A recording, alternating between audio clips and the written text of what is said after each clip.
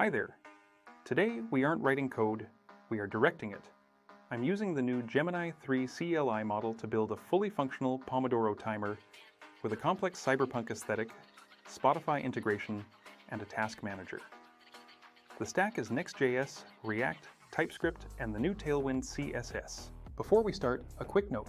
I'm running the official Gemini CLI. It's a free open source agent from Google that lives in your terminal. I've already installed it, but if you want to follow along, I put the installation command in the description below.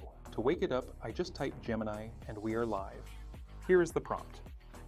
Notice I'm not giving it specific hex codes or logic for the timer. I'm giving it a vibe and a feature list. I want to see if it can infer the design system from just the word Cyberpunk.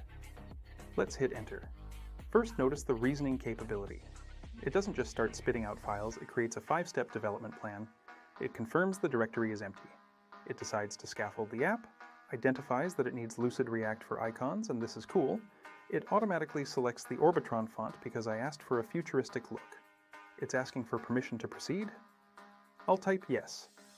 It initializes the Next.js app.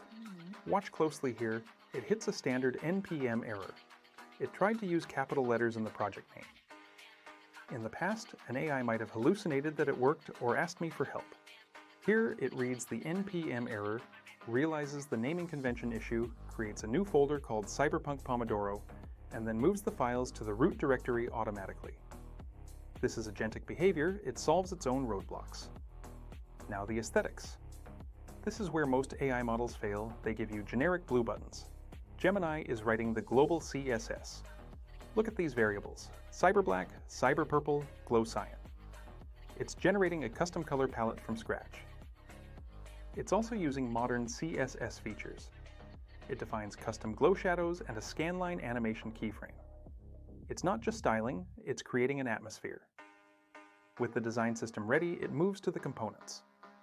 It builds reusable UI primitives first, buttons and cards, so the code stays clean. Then the logic. For the timer, it handles the state management for focus and break modes.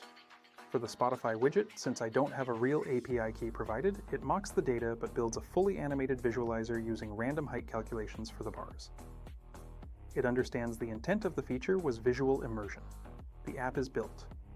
Now I will launch the dev server using the command npm run dev. Visually, it looks incredible. But I found a bug.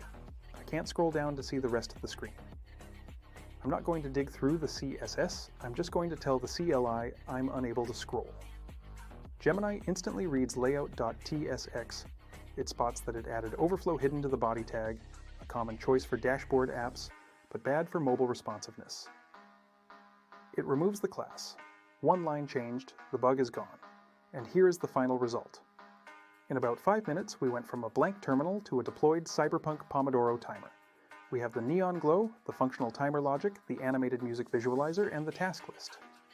This represents a shift in how we build. I didn't worry about syntax errors or class names. I focused on the product features and the agent handled the implementation.